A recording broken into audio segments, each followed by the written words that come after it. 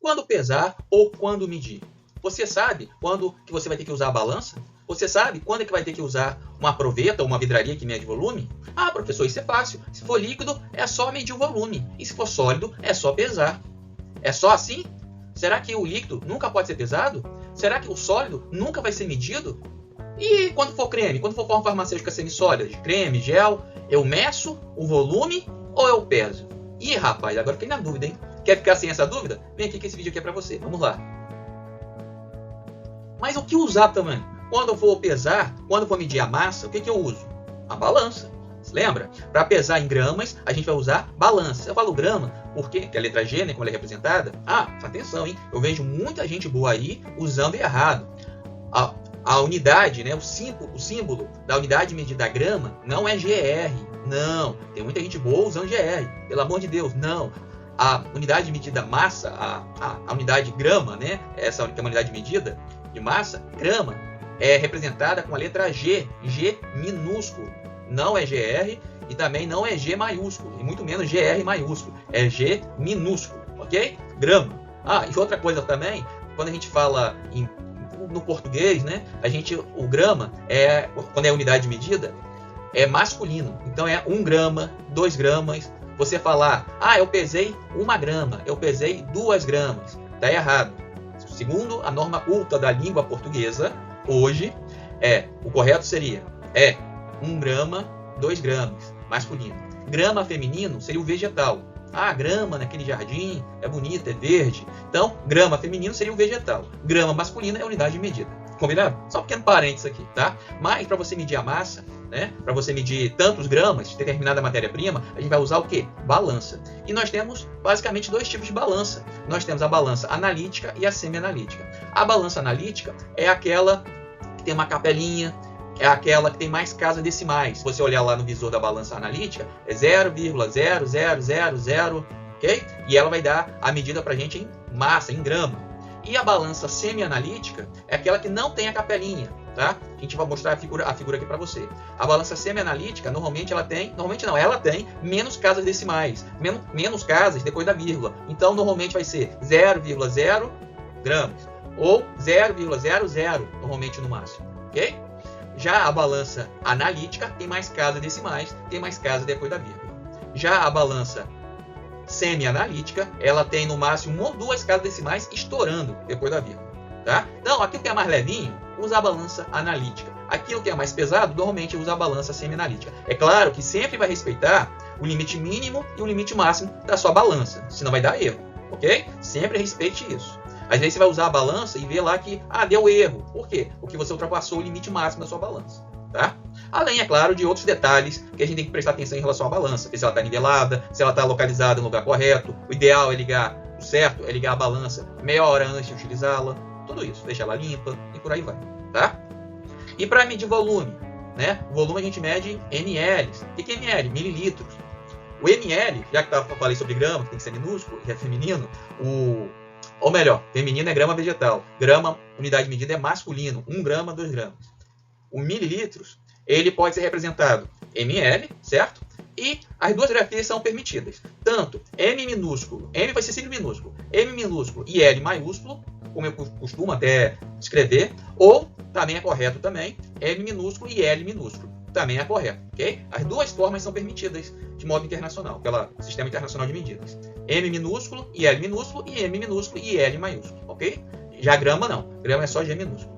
Para você medir volume, você não pode usar qualquer vidraria. Para medir volume, tem que ser vidraria que ela foi calibrada para isso. Então, não pode ser aquela vidraria que é exposta ao calor. Qualquer vidraria que você expõe ao calor, ela perde, se ela teve algum dia, ela vai perder a calibração, se eventualmente ela teve algum dia, tá? Por mais que eventualmente, o Becker, por exemplo, o Becker, aquele que parece um copo, tem algumas marcações ali. Aquelas marcações ali é só para você ter uma noção do volume, da capacidade daquele Becker, daquela vidraria.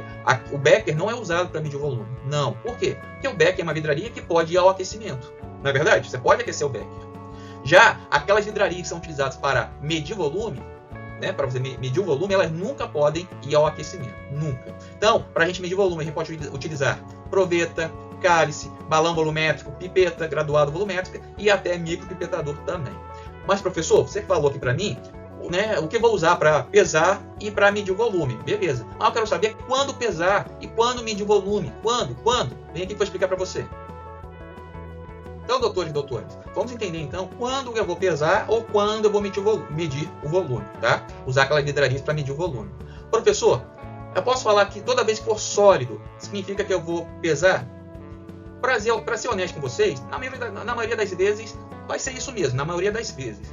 Você só vai medir o volume, né, em uma proveta de um sólido quando você quiser determinar a densidade aparente daquele sólido, tá? Então, você quer determinar a densidade aparente daquele sólido, daquele pó, daquela matéria-prima, aí você pega e vai preencher, né, uma proveta com aquele pó e depois pesar. Mas você mediu, né, você vai medir o volume ocupado por aquele pó. A gente tem vídeo aqui no canal falando sobre isso, como determinar a densidade aparente, tá? Depois dá uma olhada aqui. E tá o link também no comentário fixado, ok?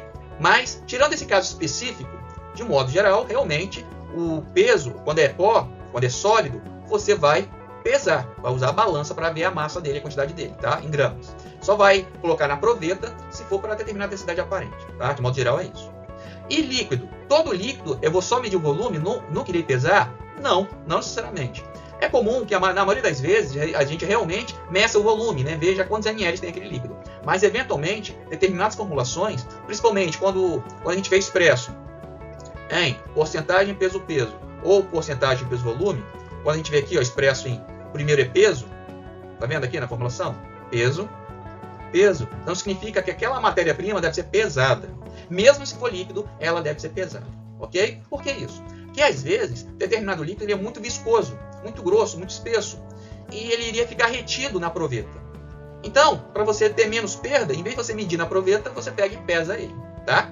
Mas, de modo geral, importa a forma farmacêutica, sólida, líquida ou semissólida, né? Se lá tiver expresso na formulação, porcentagem peso-peso, peso/peso, ou porcentagem peso/volume, você vai pesar a matéria-prima, tá? A primeira letra aqui é P. A primeira letra é P, você vai pesar aquela matéria-prima. Então, vamos supor que determinada matéria-prima está lá expressa em exemplo, hein? Vou colocar até um exemplo aqui, ó. Tá? Exemplo. Faz conta que está lá 5% peso-peso. E tem vídeo aqui falando sobre esses cálculos, hein? Então, se você tiver dificuldade, não lembra, reveja. Então, porcentagem peso-peso. Significa isso? Significa 5% peso-peso. 5%. 5 para 100. Se é peso-peso, o primeiro P é peso, então o primeiro é grama. O segundo é peso, então o segundo também vai ser grama. Ou seja, eu iria utilizar essa matéria-prima, determinada matéria-prima, que é 5% peso-peso, nessa proporção. Eu iria pesar 5 gramas daquela matéria-prima para eu preparar 100 gramas do produto final. Tá? Ah, mas eu quero fazer 250 gramas. Aí fica 250 gramas embaixo do 100 e um X embaixo do 5 é a regrinha de 3. Ok? Mas veja, se a primeira letra é P, então significa que você vai pesar aquela matéria-prima. Ok?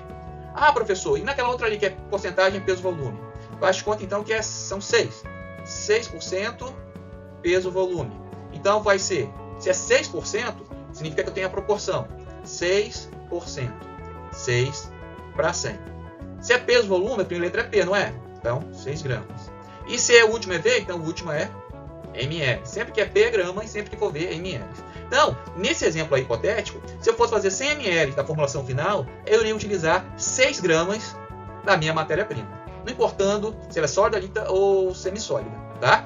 Se lá na minha formulação está escrito porcentagem peso-peso ou porcentagem peso-volume, a primeira letra é P, naquela matéria-prima eu irei pesar, ok? Usando o quê? Uma balança. Combinado? Beleza, então, doutores. E líquido, professor? Como que eu faço? Quanto que eu vou medir volume? Como eu falei, mesmo se for líquido, se lá na fórmula tiver expresso porcentagem peso-peso ou porcentagem peso-volume, você vai pesar. E quanto que eu vou medir em ml? Vem aqui que eu vou mostrar para vocês. Então, medimos o volume em ml, em mililitros, quando a fórmula expressa a porcentagem de matéria-prima em porcentagem volume-peso ou porcentagem volume-volume, tá? Então, se a primeira letra aqui for V, significa então que a gente vai medir o volume, usar a vidraria adequada para medir o volume, tá ok? Então, vamos ver um exemplo aqui. Exemplo hipotético, hein? Então, faz conta que é 5% também volume-peso. O que isso representa? Ora, se é 5%, é 5%. 5 para 100. Se é volume-peso, a primeira letra é V, então o primeiro é ml. Toda vez que for V, ml. E se a última letra é P, então é gramas. Se for P, é gramas. Ou seja, se eu for fazer 100 gramas de um determinado produto final, eu vou para esses 100 gramas e vou usar 5 ml daquela matéria-prima. Ok?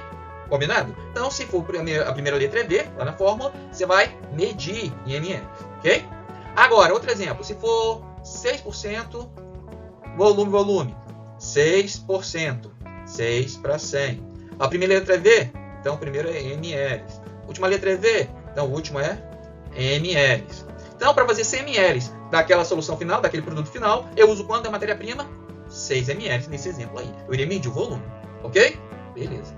Lembrando que se eu fosse fazer uma quantidade maior, uma regra de 3. Eu quero fazer 500 ml, por exemplo, nessa segunda formulação aqui. Então, 500 ml embaixo do 100 e X embaixo dos 6 ml, uma regra de 3, eu ia saber qual é a quantidade em ml em mililitro, né? Então, aquela matéria-prima que eu iria utilizar, ok? Então, se for uma quantidade diferente de 100, você coloca o produto final que você quer fazer, coloca embaixo desse 100. Combinado? Viu? Não tem muito erro. Se for porcentagem, peso, porcentagem, peso, volume, a primeira letra é P, você pesa, usa a balança. Não importa se é líquido ou não. Agora, se for porcentagem, volume, ou porcentagem, volume e peso, uma primeira letra é V, você vai medir em ml. Ok? Beleza. Então, esse vídeo fez sentido para você? Relembrou algumas coisas? Então se inscreve no canal, deixa seu like, compartilhe com um colega. A gente tem vídeo aqui toda semana. Temos playlists aqui falando de cosmético, de medicamento, de cálculos. Vai perder por quê? Vídeo toda semana. Se inscreve. Já se inscreveu? Eu acho que não, hein? Então se inscreve, doutores e doutoras. Escreve aqui nos comentários. Se você ficou até essa altura do vídeo, escreve peso.